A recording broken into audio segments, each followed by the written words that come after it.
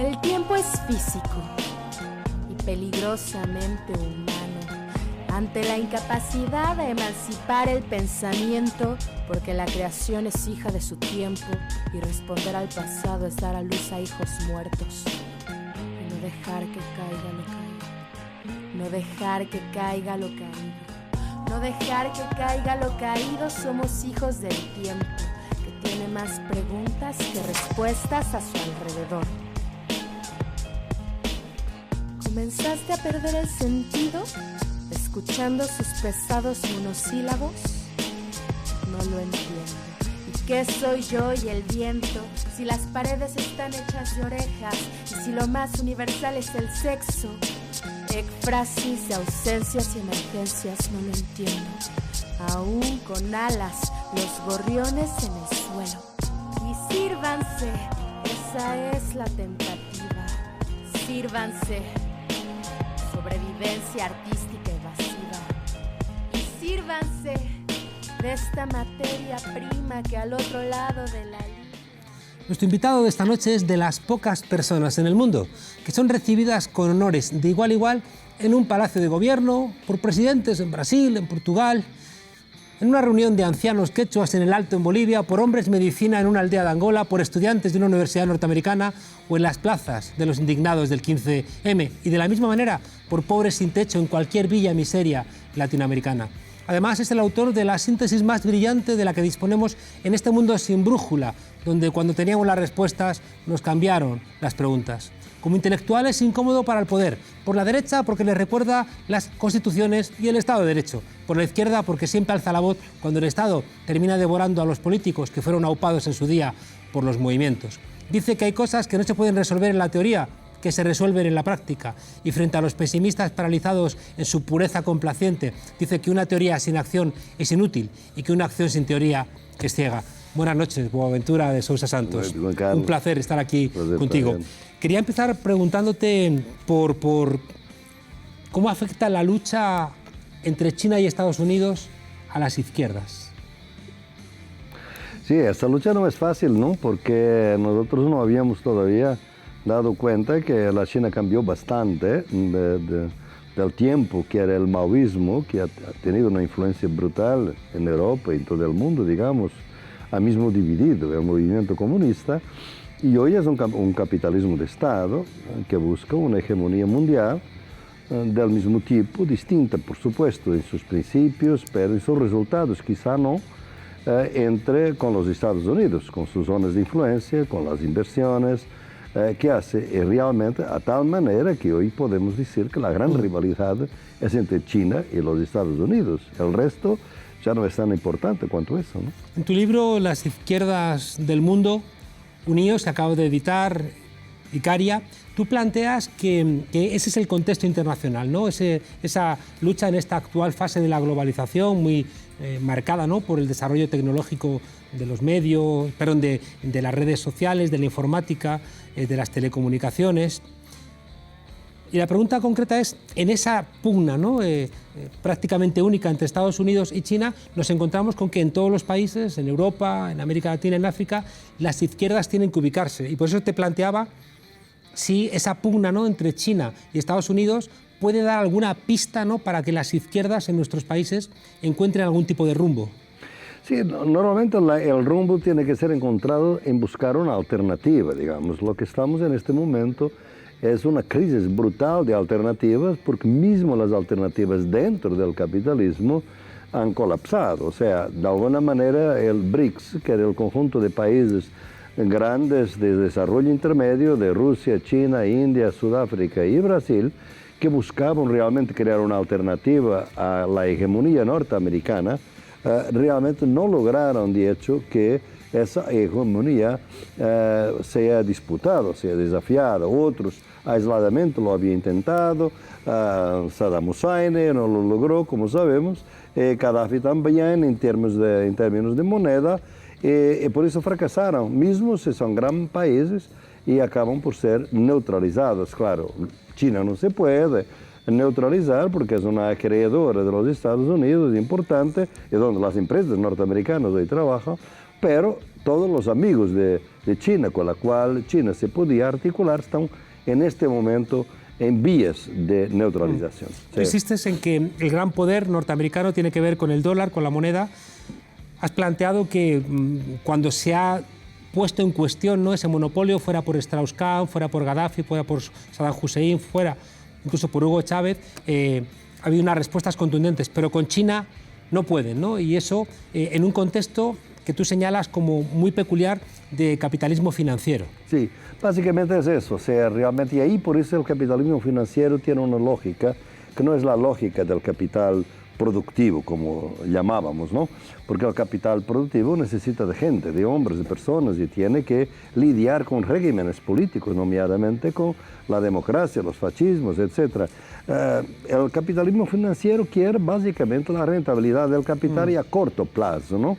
Y es por eso que cuando esta fracción del capital empieza a ser la dominante, es su criterio que domina. Y el criterio es saber, por ejemplo, cuando me han dicho que Bolsonaro no había problema para los mercados con Bolsonaro, al contrario, yo me he dicho, está decidido. O sea, esta gente va a poner mucha moneda, claro que hubo muchos errores de Lula y de los gobiernos antes, podemos discutir eso. Ahora entraremos, sí. Pero, de hecho, lo que me parecía es que el capitalismo financiero no tiene nada a ver con la democracia, al contrario, es incompatible con la democracia. Por eso nos vamos a pasar una crisis grande, pienso que ya estamos en un proceso de crecimiento de fascismo internacional y eso es un ciclo reaccionario muy duro para las izquierdas porque ni están unidas ni tienen propuestas. Por eso tendremos que trabajar a estos dos niveles, desde de las alternativas y de las propuestas. La derecha hace bien su trabajo, ¿no? El castigo que recibió Grecia fue absolutamente desproporcionado, ¿no? La derecha se sirve de la democracia, pero no sirve la democracia, ¿no? Y por eso la ha servido, en Brasil se ha servido la democracia cuando vio que realmente para que el desarrollo de las políticas sociales, políticas de salud, de educación, necesitaría una otra política fiscal. Por ejemplo, tributar, más impuestos, etc. Echaron Lula y lo pusieron en la prisión. Y aquí vimos cómo en Grecia, que era una migaja, o sea, la deuda es muy pequeña de nada, PIB ¿no? Comparada con la deuda de Alemania después de la guerra, después de haber perdido 2 guerras, era nadie, ¿no? Se podía resolver muy rápidamente, pero la arrogancia del capital financiero, que por la vez primera produjo una crisis y la resuelve, ello mismo, para reproducirse. Wall Street va a tener ganancias un año después de la crisis, o sea, esto nunca había pasado. Boaventura, ¿qué nos ha pasado en Europa para transitar desde esa derrota de una derecha que se había hecho fascista a un momento en donde a Europa le molesta más Tsipras que neofascistas? No, lo que nos hace falta era el muro de Berlín, te digo muy claramente hoy en día, pienso que realmente fue fatal para Europa, para un cierto equilibrio en el mundo, que hubiera una alternativa al capitalismo de gran porte, donde casi mitad de la población de alguna manera pudiera vivir un otro tipo de economía, una economía planeada y que pudiera también crear progreso. Lamentablemente, esta alternativa fracasó porque realmente el Estado se transformó en un Estado absolutista y de alguna manera crió esta idea de que una economía planeada exige un Estado autoritario. En este momento tenemos una economía que es planeada por el capitalismo financiero, que es totalmente caótica, y hay un Estado realmente que no se dice que es absoluto, pero que camina para eso en la medida en que la democracia se va cada vez más desvaluando, esvaciando, se siguen los rituales de la democracia, pero cada vez más yo pienso que en el terreno del futuro se tiene una idea de una democracia sin grandes conflictos sociales y para eso es necesario liquidar las izquierdas. Los generales en Brasil hicieron una entrevista hace poco tiempo, que poca gente miró, pero yo miré con mucha atención, que decían, no, nosotros no queremos dictadura, no, queremos una democracia sin los rojos. Sin los del PT, del PSOL, y así podemos todos tener una democracia. O sea, una democracia truncada, una democracia digamos, muy limitada, de bajísima intensidad, si quieres, ¿no? Tú planteas que las democracias que van a permitir son democracias coloniales, ¿no? Son democracias tuteladas como las que hubo después de la Segunda Guerra Mundial en muchos lugares. Sí, porque de alguna manera lo que pasaba era lo siguiente, mismo cuando hubo socialdemocracia en Europa, los derechos, la derecho a la salud, a la educación, las pensiones, eran en nuestras sociedades. Pero eso era posible debido a una explotación sin límites, un saqueo de las riquezas naturales de América Latina y África en las colonias y después en el neocolonialismo.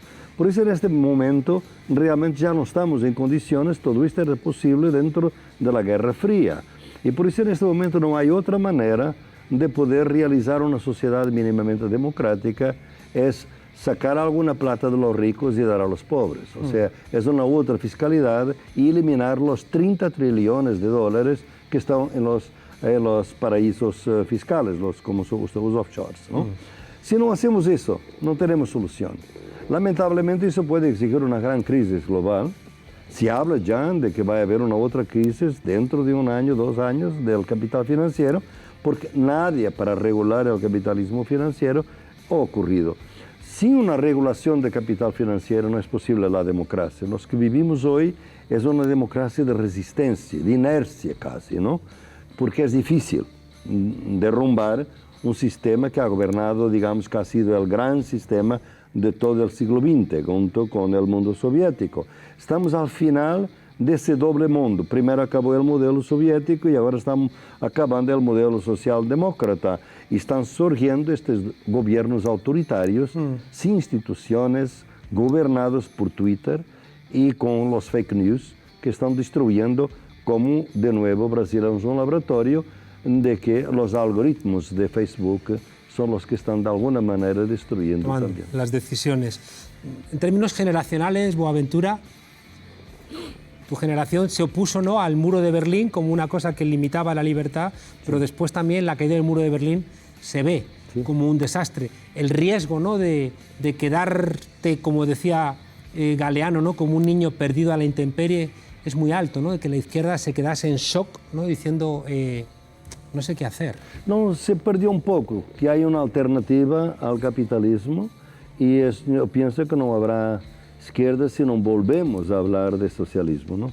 Es necesario, y no es por acaso que en los Estados Unidos ahora ya se puede hablar de socialismo. No podrías imaginar hace 10 años, como decía hace poco, el socialismo dejó de se hablar, fue una palabra que fue deportada de Europa, fue creada aquí, fue realmente rehusada en Europa, fue una refugiada para América Latina. En la primera década del siglo XXI estaba en América Latina, pero era el único continente donde se hablaba del socialismo del siglo XXI. Ahora tampoco se habla porque terminó esa fase en América Latina y ahora surge en los Estados Unidos. Y las mujeres latinas, negras, demócratas, están diciendo, sí, somos socialistas y vamos a pensar que el socialismo es necesario en los Estados Unidos. O sea, en cuanto hay capitalismo, tiene que haber socialismo y las izquierdas tienen que pensar de nuevo en ser verdaderamente socialistas, pero tiene que ser de una manera totalmente distinta de lo que fue hasta ahora.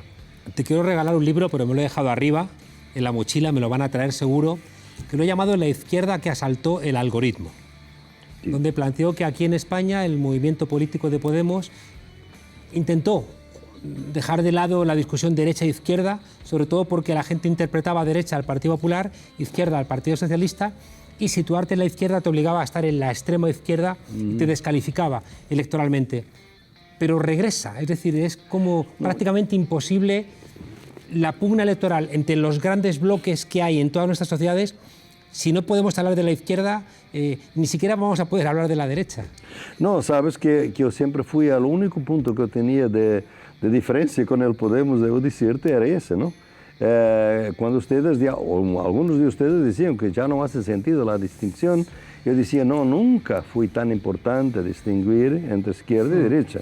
Y cuando hablamos de crisis de la distinción, nunca es de la derecha. La derecha está bien, está no con el poder social, económico, es siempre la crisis de la izquierda. Claro que hay una crisis de la izquierda, pero la fractura es cada vez más importante entre opresores, oprimidos, entre los que tienen la riqueza del mundo y los que no la tienen, los que están precarios y cada vez más precarios. Vivimos ahí un nuevo, después del homo económico tenemos un nuevo homo, es el homo precarios, el hombre de inseguridad y seguridad física, de las balas perdidas en sus periferias de las ciudades, es precario por su empleo, precario por su salud mental, por su salud física. Esta precariedad es el autoritarismo de nuestro tiempo y la izquierda no lo ha visto muy bien hasta ahora. Tú planteas en Izquierdas del Mundo Unidos y también en otros trabajos anteriores una idea que para mí es esencial. Tú planteas que la crisis del capitalismo se traduce en un incremento de la explotación, pero no solamente en términos del capital, sino también de la explotación en términos del heteropatriarcado y en términos también coloniales. Es decir, que la crisis tiene una respuesta autoritaria en todos los ámbitos donde hay posiciones de poder. Y que se articula. Dice, es muy claro. Por ejemplo, ahora que el capitalismo en Brasil se hizo más agresivo, de inmediato hay más racismos, más muertes de negros jóvenes en las periferias, más leyes en contra las cotas, acciones afirmativas, precisamente porque el capitalismo necesita no puede permitir que todos los seres sean verdaderamente humanos. Tiene que desvaluar el trabajo de algunos, desvaluar el trabajo de las mujeres, desvaluar el trabajo de los negros. Para eso tiene que crear una degradación ontológica, son subhumanos. Y los homosexuales también, o sea, cuando la agresividad capitalista aumenta el racismo, el colonialismo, la xenofobia, el heteropatriarcado de nuestro tiempo. Y realmente para mí fue siempre un error, y lo he dicho en tiempo útil, no es ahora, que ahora es fácil, es que este fue siempre, mismo si la teoría marxista no entendía esto, pensaba que era solamente capitalismo, que el colonialismo era el pasado y que el patriarcado se iba a vencer. Yo siempre decía, cuando hay capitalismo, hay patriarcado y va a haber colonialismo. Y por eso las luchas se fracturaron. Y ahora viene un Fukuyama con su libro sobre las identidades, que dice realmente hubo una idea de mirar solamente las identidades y se ha creado mucho resentimiento, y las iglesias evangélicas se han obviamente luchado en contra de todas las nuevas ideas de familia, etc. Nosotros nunca habíamos debido dividir o separar la lucha en contra de la homofobia, por la homosexualidad, de la lucha anticapitalista y de la lucha antirracista. Las tres tienen que ser luchadas al mismo tiempo, y los grupos que luchan en los partidos tienen que tener esa conciencia. Hay que llevar todas las luchas, y de alguna manera se perdió un poco la idea de clase en los últimos tiempos. Y hay que volver. Las políticas de identidad, ¿no? Sí, claro. Fragmentaban mucho su lucha. Hay una cosa donde no termino de estar de acuerdo contigo. Tú insistes mucho en que Fukuyama escribió un libro tramposo, y yo creo que fue un libro que acertó. Creo que cuando decimos que se cae el muro de Berlín y que la izquierda queda derrotada, ¿no eso fue de alguna manera un ejemplo del fin de la historia? No, de manera ninguna, porque para él, si tú leeras bien el libro, decía que ahora no vamos a tener el dividendo de la paz, ahora vamos a tener una vida organizada, una sociedad armoniosa, los presupuestos militares van a disminuir, porque ahora ya no hay estos conflictos y toda esta rivalidad entre dos bloques. No, la historia no paró nosotros, la sociedad no está más desorganizada que hoy. Claro. La crisis financiera vino en 2008. Tú no puedes admitir el fin de la historia con la crisis financiera. Tú no puedes decir que terminaron los conflictos cuando los 8 hombres más ricos del mundo tienen tanta riqueza cuanto la mitad más pobre de la humanidad. Tú no puedes decir que realmente no hay, estamos finalmente en un mundo armonioso, que era el mundo realmente da síntesis hegeliana. Este no era un mundo malo, es un mundo bueno. Este no es un mundo bueno, es un mundo que está matando. Mira los dos flujos de gente que es subhumana, que es racialmente tratada y colonialmente y sexistamente, los refugiados que vienen para Europa y los refugiados que van a los Estados Unidos. Aquí los metemos en campos de internamiento, los Estados Unidos... subcontratamos, ¿no?, a Turquía. A Turquía, claro. Y los Estados Unidos van a subcontratar a México, puede estar cierto. México va a ser la Turquía de América Latina, y los militares arriba para gente que lleva mochila, no lleva nada en la mochila, ¿no? un deodorante, una camiseta, un jabón. 10, un sabón, tienen 10.000 soldados ahora ahí. ¿Qué mundo es este? Este es el mundo de armonía, de fin de historia. No, este es el terror, es el principio de la pesadilla, del terror. No, Sí, pero... no. Y tanto así que este hombre, te digo, no solamente él no acertó, como tiene conciencia que fracasó. Sabes que en la última entrevista ha dicho, el socialismo va a volver. Va a volver. Ay, disculpa que adicioné una palabra que no debía. No, ahora es tarde, demasiado tarde, ¿no? Porque esta gente creyó mucho en esta gente. Pensaba que este señor era un oráculo de la historia. Claro, yo te lo planteaba, Boaventura, porque creo que hay algunos libros que han sido los libros más importantes para las ciencias sociales, que no eran libros... Mein Kampf también fue muy importante, y ni por claro, eso... Claro, pero fíjate que desde mi lectura no es que sean importantes por lo que describen, sino por lo que proponen. Es decir, que normativamente ese libro lo que te estaba diciendo es se ha terminado la política porque se ha terminado el conflicto, porque se ha terminado la izquierda. Esa fue la gran trampa. Claro, y normativamente era su oferta. Y mucha gente la compró. Por eso yo siempre he pensado que una parte de ese libro había tenido éxito porque mucha gente compró ese discurso. Se ha terminado la izquierda, se ha terminado el conflicto, se ha terminado la política, ahora viene la gobernanza y ahora todo vamos a poderlo discutir porque ya no nos vamos a pelear entre nosotros nunca. En los años 30, Mein Kampf fue uno de los libros más populares en América Latina. O El choque de civilizaciones de Huntington. Claro, son libros... que son mentirosos, libros exitosos porque son realmente muy peligrosos, ¿no? Claro. ¿Por qué? Porque la gente está en búsqueda de una solución. Es verdad realmente que cuando termine el comunismo soviético, todos nosotros habíamos sido socializados en la idea de que hay una alternativa socialista, a una alternativa cualquiera al capitalismo, ¿no? Son dos corrientes que lo muestran, la Revolución Rusa y los movimientos de liberación anticolonial, ¿no? Los dos van a intentar crear alternativas a esto. Y hay siempre dos modos, o una ruptura total, que es la revolución, o entonces el reformismo. Pero siempre tienes que recordar que al final del siglo XIX, el reformismo era para socialismo democrático, ¿no? Y eso sí fue la idea de alternativa. Y cuando se derrumba la idea de alternativa, eso sí es que crea todo este daño. Este daño es el daño que ese libro causó a mucha gente. Claro. Fue que la gente dice, finalmente no necesitamos de alternativa. Se despolitizó la política. Y en ese entonces que empieza la fama de los derechos humanos, que tampoco son políticos, y ahora la corrupción, que es la manera de destruir todos los liderazgos que no te gustan, es decir, que son corruptos también. O sea, armas despolitizadas para evitar un debate político. Estoy pensando desde la otra perspectiva, John Holloway con su libro Cambiar el mundo sin tomar el poder, que planteaba que el Estado había que dejarlo a la derecha en la medida en que era un instrumento, ¿no?, de dominación, pertenecía al capital y a la burguesía y por tanto era imposible utilizarlo para transformar nada. Sí, es otra trampa, pero realmente estos autores realmente tienen, no solamente hay dos corrientes que realmente hoy tienen un charme, digamos, nos encantan, parece que tenían razón. Los anarquistas por un lado diciendo que por la vía pacífica electoral tú nunca vas a conquistar el poder. Y el otro que dice, no tienes que luchar para nada, tú tienes que hacer tu trabajo de base comunal fuera del Estado, porque tomar el poder desde abajo sin el Estado, yo no lo veo, que es una interpretación un poco equivocada de Marcos, ¿no? O de Galeano, ahora como se llama. Entonces, me parece que estas también no son las soluciones. Lo que me molesta fue que nosotros, sin la garantía de que vamos a tener una gobernanza global o que vamos a tener una jurisdicción universal, que es la lucha de ese gran magistrado que es Baltasar Garzón, que ahora mismo terminó un libro fabuloso sobre la jurisdicción universal, realmente, si no tenemos eso, necesitamos del Estado. Un otro tipo de Estado, democrático, participativo.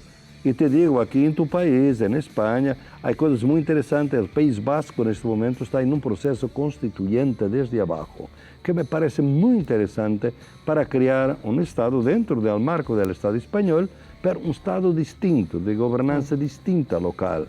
O sea, no podemos de ninguna manera dejar el Estado a los capitalistas, porque para los capitalistas del Estado es simplemente ganancia financiera. Profesor Boaventura, una pregunta que es tan secreta como el algoritmo de Google o de Facebook, y si tienes la respuesta, podemos conseguir fondos para, no sé, articular la lucha intelectual por todo el planeta. ¿Por qué las víctimas vuelven a votar a sus verdugos? Las víctimas vuelven a votar a sus verdugos verdaderamente porque están llenas de falsa conciencia. Están llenas de falsa conciencia porque nosotros realmente habemos descurado la idea de la opinión pública. Es muy interesante ver cómo Habermas mira cómo la opinión pública desapareció, pero no mira realmente cómo se creó una otra posibilidad de opinión pública. Y yo, claro, tengo todo y te felicito y toda admiración por vuestro trabajo acá, pero en este momento estoy muy impactado con lo que se hizo con los fake news en Brasil. Y que las redes sociales, y acabo de trabajar con una mujer, Katie O'Neill, que escribió Las armas de destrucción matemática, que muestra realmente cómo el algoritmo me permite que yo, por ejemplo, si quiero dar publicidad a ti, pero si tú nombras un nombre que está en otros vídeos, tú estás a dar publicidad a tu enemigo y vas a promover, eso se pasó ahora. O sea, nosotros tendremos que volver al face a face. Cara a cara. Cara a cara, tenemos que hablar con la gente de nuevo. Y estos medios son fabulosos. Sí, tu medio, te felicito sin cualquier condición o lo que sea. Pero no puede ser ser una arma como otra. Como la democracia representativa, necesitas la participativa. Estas redes progresistas necesitan de cara a cara, que tu programa sea discutido en los barrios por la gente que discorde de ti, discorde de mí, y que de alguna manera tenga impacto en lo que tú dices aquí y no simplemente sondeos abstratos. Necesitas de cara a cara, de la gente hablar unos con los otros. El programa lo hacemos de lunes a jueves y los fines de semana nos vamos a las calles a encontrarnos con la gente. Está muy bien. Profesor Boaventura, casi para ir terminando, ha habido una división durante el siglo XX entre las tres almas de la izquierda, reformismo y revolución. Se pelearon, ¿no? Reformismo pensó que a través de la vía electoral conseguía cosas, Revolución dijo que no, que eso no era factible, unas desembocaron en partidos socialistas, las otras en partidos comunistas, y previamente los dos habían también discutido con el alma libertaria, el alma rebelde, el alma anarquista. Parece evidente que si no se juntan esas tres almas, la fragmentación, una vez que la izquierda ha asumido que la lucha no es armada, sino que la lucha es electoral, si tú no sumas, estás condenado a que con un 30% de los votos la derecha te arrase. Pero no sigue siendo fácil discutir con la socialdemocracia. No sigue siendo fácil discutir con un comunismo que a veces tiene las esperanzas puestas en el pasado y no en el futuro. Y a veces no es fácil tampoco discutir con un anarquismo que sospecha radicalmente de cualquier articulación institucional. ¿Qué hacemos? ¿Sabes? Yo estaba oyendo y que estaba intentando de pensar como un indígena, un líder, un cacique indígena.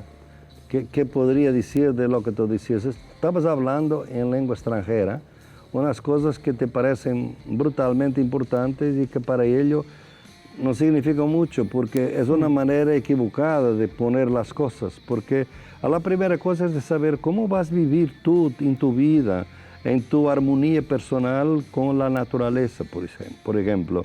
Vas a quedarte con una concepción de sociedad donde la naturaleza no es parte de ti mismo y que tú no tienes deberes con la naturaleza y que no consideres que la naturaleza tiene derechos y que tú tienes deberes para con la naturaleza. Te va a decir que quizás la única manera ni serían elecciones ni nada, nosotros deberíamos hacer del mando político una cosa tan rara que toda la gente lo podría hacer y que sería obedeciendo y que sería por rotación porque no hay dinero, no da prestigio, es por organizar la gente. El Estado tiene que organizar en bases distintas porque desde abajo, de lo que llamo las epistemologías del sur, hay tanta energía, tanta gente que no cabe en reforma, revolución y anarquismo. Por ejemplo, un hombre como Gandhi estudió los tres y dice, nada de esto, quiero Swaraj, quiero otra cosa. O el concepto de Ubuntu en Sudáfrica, que es un concepto yo soy porque tú eres. O sea, eu não sou nada. Eu não puedo votar mi manera se eu não sei como tu votas e como não brincamos os dois a convergir nuestros votos ou discutir nuestras razones, ¿no? Eu sou uma casa de los indígenas de los Andes que a suma causa é realmente a ideia de que podemos trabalhar mais em reciprocidade. Ou seja, isto todo para ti agora, ou para os leitores, é uma pura utopia. Mas eu penso que a Europa tem que aprender desde o sur, desde os vencidos de há 500 anos, que todavía não liquidou, porque nós aqui não temos grandes soluções. E por isso não devemos ser arrogantes, dar lecciones de ajuda ao desenvolvimento, porque o desenvolvimento que temos é isto que temos, que está desgraciando o planeta e concentrando a riqueza e criando milhões e milhões. Já não são imigrantes, são fugitivos, é gente que está a huir, que está a salir do hambre e do crime. Que régimen é este? No, ni a revolução, ni a reforma, ni os anarquistas fueron capaces de analizar la vida personal de la gente en las comunidades, de la gente que no tiene habla. Hay que finalmente que hablen y nosotros tenemos que callarnos un poquito más. Qué salvajes son esos civilizados, decía el Roto. Yo diría también. Estoy convencido, Boaventura, de que si las mujeres hubieran triunfado en la pugna por defender el aborto en el Frente Sandinista, si las mujeres hubieran triunfado en la pugna con Rafael Correa, en el movimiento Alianza País también por defender cuestiones propias de las mujeres, cuando miro el movimiento de las mujeres en Argentina, cuando miro el movimiento contra el feminicidio en México, cuando miro aquí, ¿no?, en Europa, el movimiento de las mujeres, creo que hay una esperanza que suma buena parte de lo que tú nos has querido contar. Si no fueron 3 mujeres entre 39 y 42 años que están enfrente del bloque de izquierda en Portugal, Catarina Martins, Mariana Mortágua y Marisa Matias, probablemente la solución de izquierda que tenemos en Portugal no sería posible. Boaventura, un placer por estar aquí en este lugar de frontera que debe su nombre mucho a tu obra, porque tú siempre has insistido que los lugares de frontera son lugares de creación. Muy bien, sí, gracias. Muchas gracias, Boaventura. Desobedientes, ¿veis cómo leer te abre infinitas ventanas? Hasta la semana que viene, desobedientes. Muchas gracias.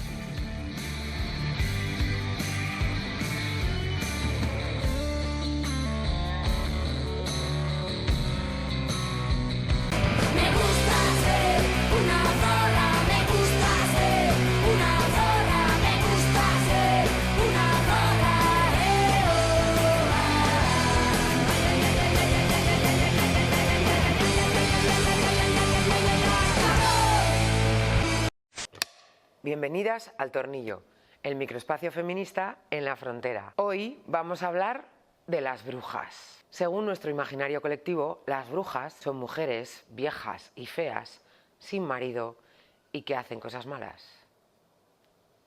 Usamos la palabra bruja como un término despectivo dirigido a las mujeres. Cuando tienes menos de 5 años te lo dicen para decirte ¡ay, qué traviesilla! Y cuando tienes más de 5 es para llamarte fea, vieja, amargada... Vamos, cosas que nos dicen a las feministas en general. Pero ¿por qué tenemos las feministas esta cosa con las brujas? Esta simpatía, esta identificación. Pues porque nos hemos leído a Federici y hemos entendido la verdadera realidad que se esconde detrás de la caza de brujas. La caza de brujas es el mayor feminicidio institucionalizado de la historia de la humanidad.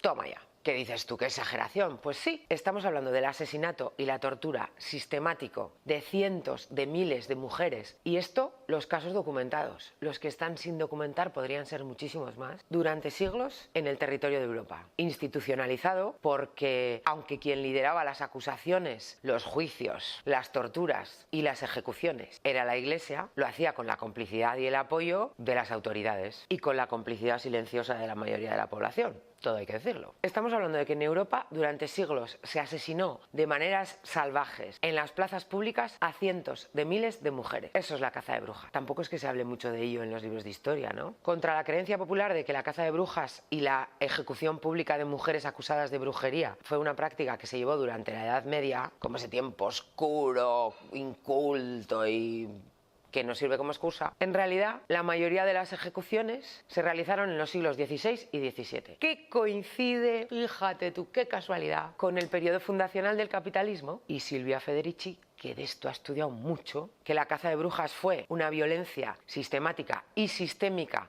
contra las mujeres para adiestrarlas para que soportaran la explotación de sus cuerpos y de su trabajo gratuito que necesitaba el capitalismo. Vamos, que era una violencia ejemplarizante. Solo hay que mirar cómo eran la mayoría de las mujeres asesinadas. Mujeres solas, que tenían conocimientos de medicina tradicional, que tenían prácticas sexuales al margen de la reproducción, que a veces vivían en comunidad con otras mujeres, solteras o viudas, o simplemente no emparejadas con un hombre. Es decir, mujeres con conocimiento, con prácticas sexuales al margen de la norma y que no actuaban como las sirvientas domésticas de ningún hombre. ¿Te suena? El capitalismo, en su etapa fundacional, necesitaba que todos esos hombres que salían de casa a trabajar en las fábricas tuvieran cubiertos los cuidados en jornadas laborales que podían llegar a tener hasta 18 horas, que alguien se encargara de que los trabajadores sobrevivieran a la explotación y volvieran a la fábrica a la mañana siguiente. Y para eso necesitaban mujeres que asumieran el trabajo doméstico de cuidados y reproductivo sin cuestionar que era su deber. Y claro, las mujeres sabias, que no eran las sirvientas domésticas de ningún hombre y que tenían prácticas sexuales al margen de la reproducción, pues no le venían nada bien. También necesitaran mujeres que se reprodujeran rápidamente y parieran nuevos trabajadores que fueran a ser explotados en las fábricas. ¡Planazo! Así que a todas las mujeres que no resultaban útiles para el capitalismo y que además daban mal ejemplo, pues se las acusaba de brujas y se les arrancaban las tetas, se les metía en aceite hirviendo, se les sometía a todo tipo de torturas o se las quemaba vivas en la plaza del pueblo. Y el pueblo ahí mirando. Por si os queda alguna duda del carácter ejemplarizante de esta violencia, hay una frase de un famoso inquisidor que no deja lugar a dudas: matar a algunas para educar a todas. ¿Os suena? Por eso muchas feministas nos identificamos con la idea de bruja. Mujeres sabias que no son la sirvienta doméstica de ningún hombre y que hacen cosas malas de toda la vida. Hoy os dejamos con una frase de las Beach, conspiración terrorista internacional de las mujeres del infierno. Si eres mujer y te atreves a mirar dentro de ti, eres bruja. Hasta la próxima vez que nos dejen salir.